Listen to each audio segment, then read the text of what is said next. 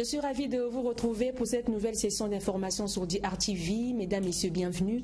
Voici les titres du journal.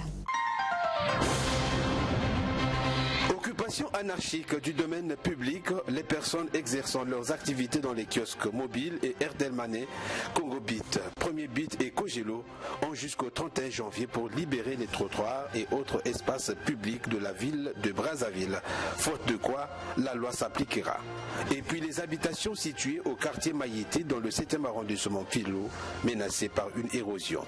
Enfin, clôture ce mercredi au Palais du Peuple de la série de cérémonies de présentation de vœux au couple présidentiel.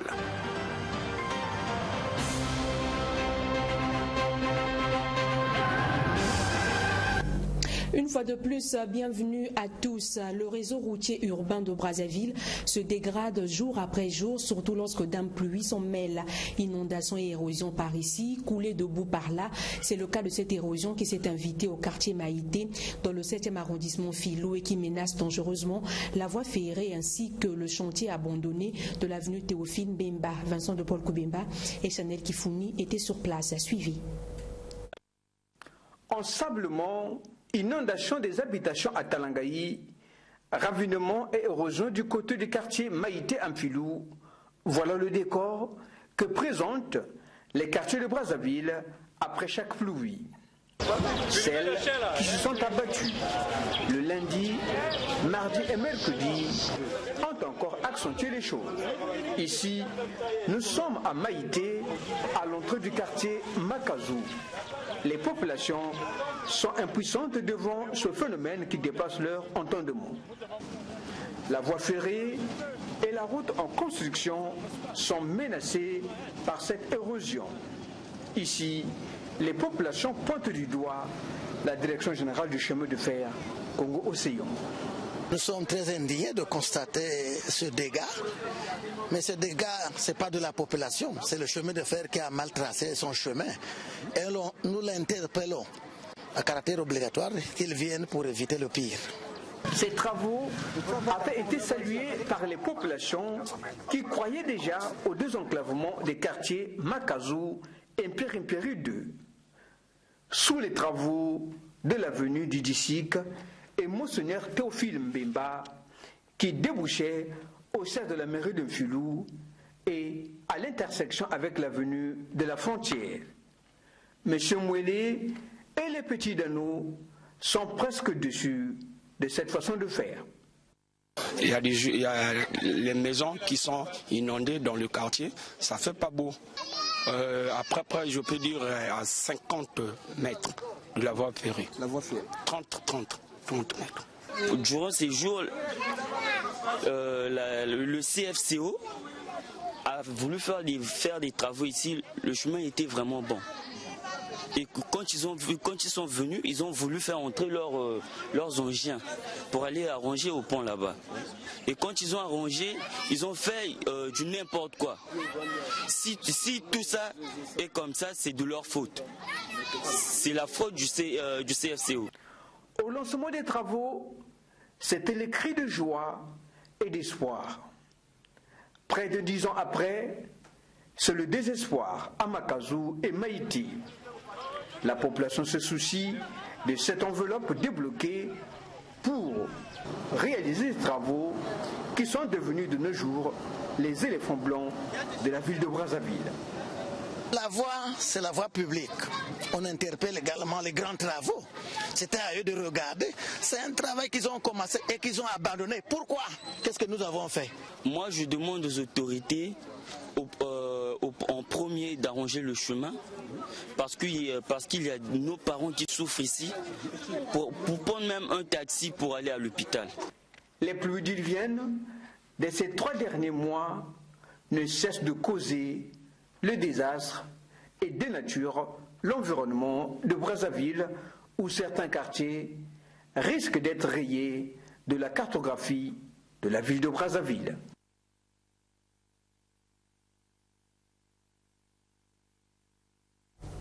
Pour des raisons liées à l'hygiène, à l'assainissement et à l'environnement, la mairie de Brazzaville demande à tous les tenanciers des kiosques Mobile Money, Airtel Money, Congobet, Premier Bet et Kogelo de libérer les trottoirs et autres espaces publics occupés.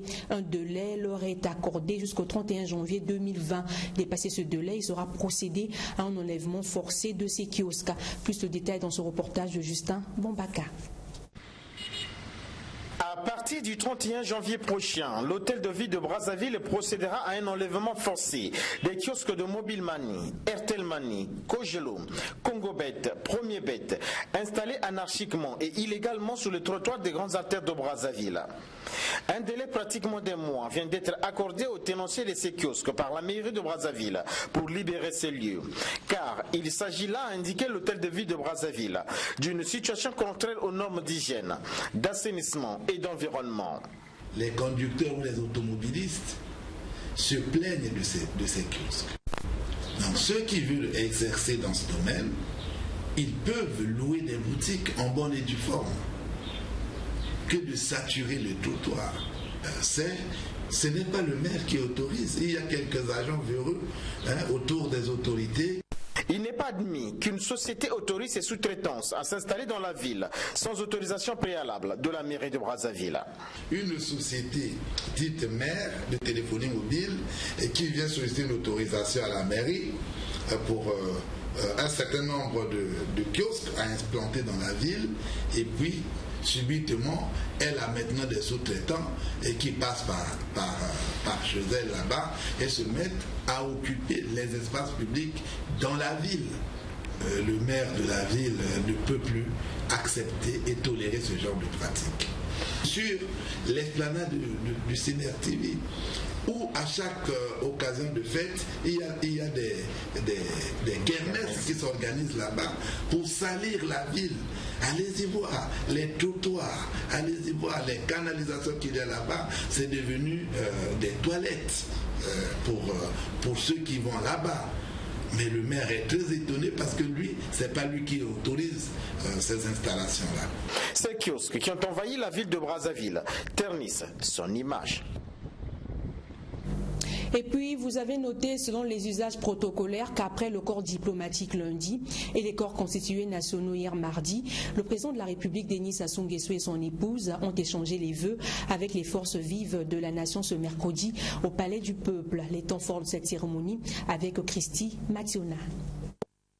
Une cérémonie empreinte de solennité.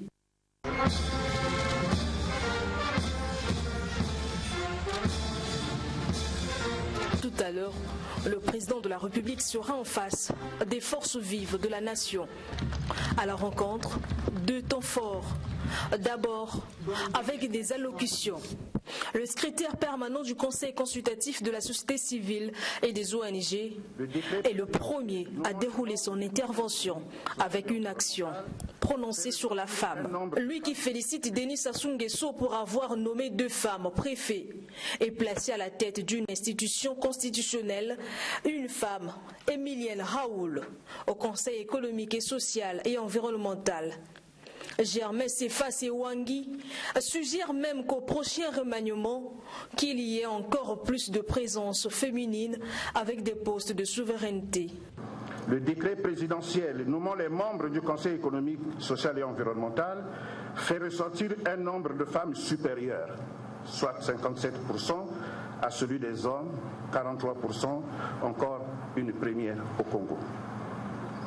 Les forces vives de la nation sont rassurées davantage de voir le nombre de femmes en augmentation dans les instances de prise de décision. Elles souhaitent voir les femmes être nommées à des ministères de souveraineté à l'occasion d'un éventuel remaniement gouvernemental. Cela serait une fois de plus une grande première depuis l'indépendance du pays. Après le discours de Germain et Wangui, la réponse de Denis Sassou Nguesso, le président de la République a stigmatisé le comportement de certains parents qui, lors des festivités de fin d'année, ont laissé leurs enfants dans les débits de boissons et rappelle à certains qui caricaturent le Congo comme une dictature. Dans les médias étrangers et les réseaux sociaux, Ceux-ci passent leur temps à parler d'une soi-disant dictature du Congo-Brazzaville. Une appellation de notre pays qui renvoie à une péjoration. Nous sommes avant tout la République du Congo et nous ne répondons pas à ces insinuations par dépit. Il s'agit d'allégations sans lendemain, appelées à s'éteindre d'elles-mêmes. La dictature est un régime autoritaire, fortement personnalisé, fondé par et sur la violence, attentatoire aux libertés. Voilà la compréhension que nous avons de la dictature. Le peuple congolais vit pleinement et en toute liberté sa démocratie qui se consolide de jour en jour. Après les allocutions, l'autre temps fort, cette communion véritable où le chef de l'État a des contacts directs avec ceux qui sont venus à la cérémonie pour s'échanger les vœux.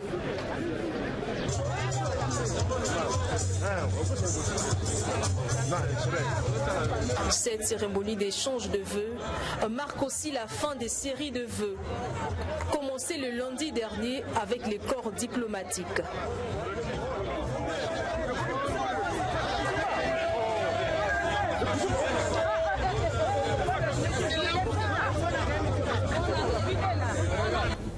Et hier mardi au Palais du Peuple, notre reporter Giscard Mahongou s'est aussi intéressé au volet lié à l'organisation. Suivez. C'est une tradition lors de ces cérémonies de vœux. Plusieurs réactions des acteurs sont obtenues sur différentes préoccupations. Par exemple, avec Jean-Valère Mbani sur la polémique créée après la création de LCM, le Congo en marche, alors qu'il est député de l'UMP. Je pense que ce n'est ni le lieu ni le moment d'en parler. Je crois qu'on pourra avoir d'autres occasions pour en parler. Ce que je demande à l'opinion, c'est toujours être au courant des textes et faire la politique en toute tranquillité, avec une tête froide, analyser les choses et décider en conséquence. Donc le Congo en marche est un nouveau parti qui a bien sa place dans la sphère politique congolaise. Avec Jérémy Lissouba sur la proposition de repousser la présidentielle de 2023.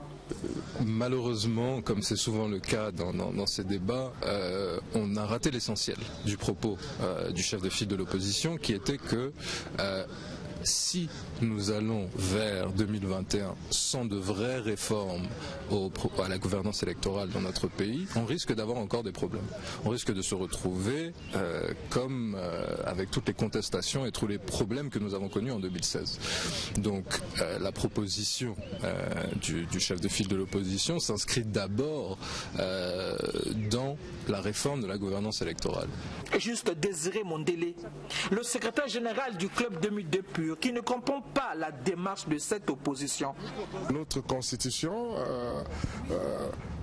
crée les conditions pour que l'opposition s'exprime, mais pas que l'opposition crée de façon artificielle ici et là des propositions qui en réalité nous poussent à sortir de la constitution. Ou encore avec le maire de Brazzaville sur la situation d'Averda. Je n'ai pas moi-même une société propre à la mairie. Certainement qu'il faille revoir les choses. Mais il y a aussi que nous ne respectons pas nous-mêmes nos engagements. J'ai invité le directeur d'Averda, quand j'ai constaté moi-même, je suis le premier à le constater du reste, et je lui ai posé la question, ça faisait au moins 3 mois que nous n'avions pas payé nos revenus vis-à-vis d'Averda.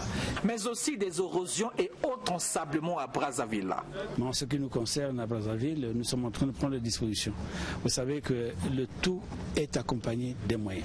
Le moment des vœux est aussi une occasion pour la presse de glaner quelques autres informations de la cérémonie proprement dite.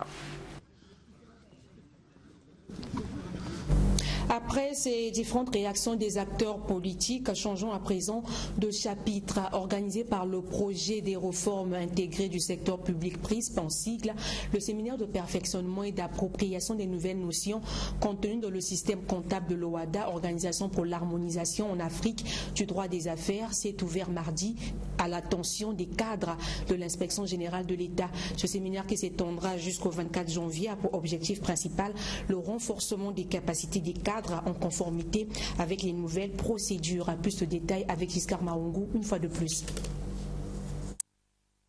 Dans la salle, les contrôleurs d'État qui sont venus à l'école du savoir et le séminaire Ferra et moi. Le PRISP, qui compte 3 blocs de réforme, met en valeur tout le travail ou tout le processus de contrôle. Le centre d'intérêt, le système comptable de l'OHADA révisé, et l'objectif est d'informer et d'outiller ces contrôleurs de l'inspection générale d'État sur le système de l'OHADA révisé. Et les termes de référence de ce séminaire ont été fixés par la Banque mondiale. C'est le PRISPA, le projet des réformes intégrées du secteur public, qui a initié le séminaire, ce dans le cadre de l'une de ses composantes. Une formation qui est la bienvenue pour les participants. C'est une initiative louable parce qu'elle intègre le plan du contrôleur général d'État qui est M. Germain Kiamba, celui d'arrimer les inspecteurs généraux d'État et les inspecteurs d'État aux évolutions actuelles dans le cadre de nos missions de contrôle. Et donc, participer à un séminaire sur le système comptable OHADA révisé, c'est une initiative louable que nous apprécions. C'est normal, toute structure est obligée, avec les évolutions actuelles, de s'adapter, parce qu'on ne peut pas rester, surtout dans la matière de contrôle, les normes changent. Les évolutions font qu'on est obligé tous les jours d'apprendre. Et on n'arrête d'ailleurs pas d'apprendre tous les jours. C'est donc une formation qui aidera pour ces contrôleurs d'État d'avoir tous les éléments qui permettront de déceler les fraudes et aussi répondre de leur mission dans l'appréciation des résultats financiers des structures publiques. Dans la suite des activités liées à la célébration de la Journée internationale des droits de l'homme, la Commission épiscopale Justice et Paix a organisé ce mercredi un atelier sous le thème « Le droit à l'éducation, un droit fondamental ». Les participants venus des ministères des enseignements et des organisations internationales ont orienté leurs discussions autour de la place qu'occupe l'éducation nationale dans le PND, le Plan national de développement. Armel Christian, Zinamiko. L'éducation est un droit fondamental et prioritaire qui s'inscrit au centre des préoccupations des États. Le Congo a signé et ratifié un arsenal d'instruments internationaux en matière d'éducation nationale. Au niveau local, le Plan national de développement inscrit le développement national comme un choix prioritaire pour valoriser le capital humain. Ce document prône la réforme en profondeur du système éducatif et de la formation qualifiante et professionnelle comme le soubassement d'un développement durable et inclusif. C'est au niveau de la mise en œuvre de cet arsenal juridique que le bas blesse.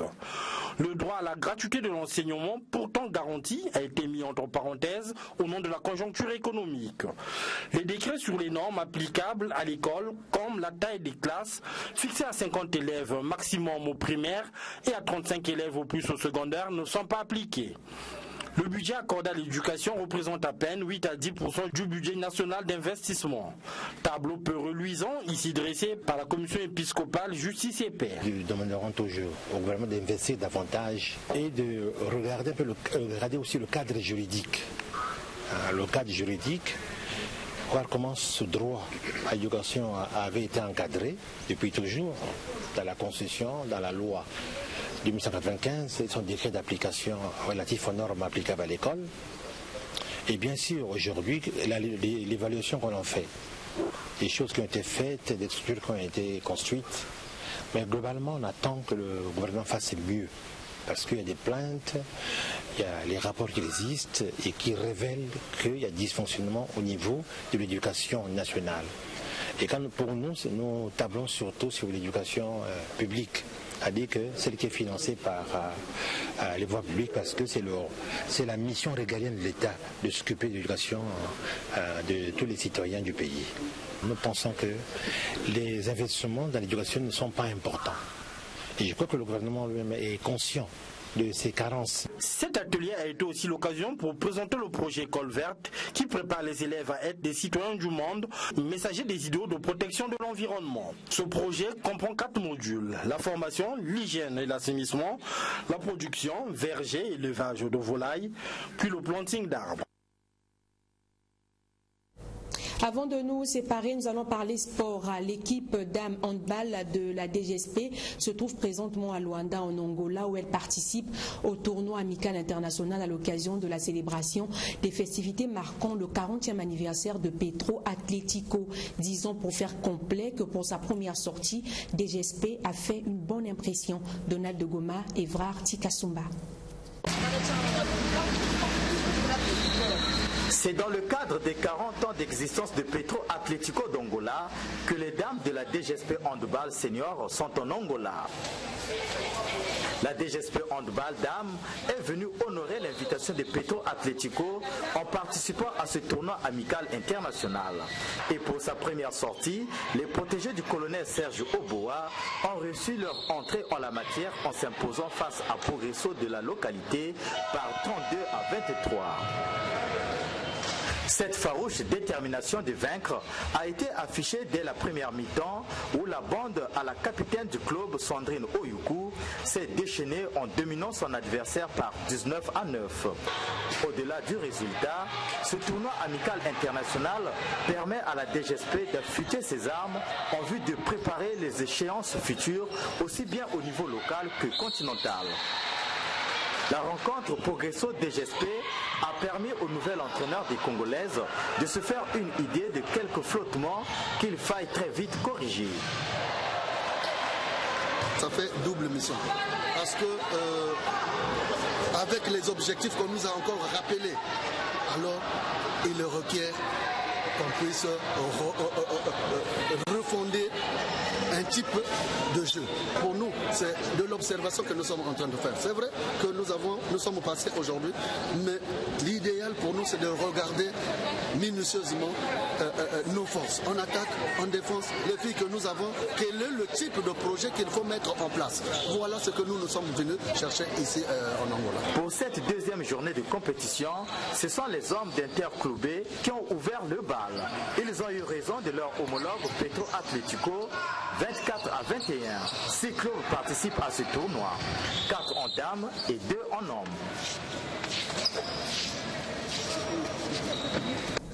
Merci de votre attention, c'est la fin de ce journal. Restez avec nous juste après le générique fin. Nous irons au village Boudel dans le département de la Songa à la découverte d'un rituel qui a traversé les générations. Il s'agit de la circoncision pratiquée chez des jeunes adolescents bantous et autochtones de l'ethnie Sanga Sanga. Ce jour-là, selon la tradition, c'est jour de fête. Merci de votre fidélité à la rédaction de DR TV.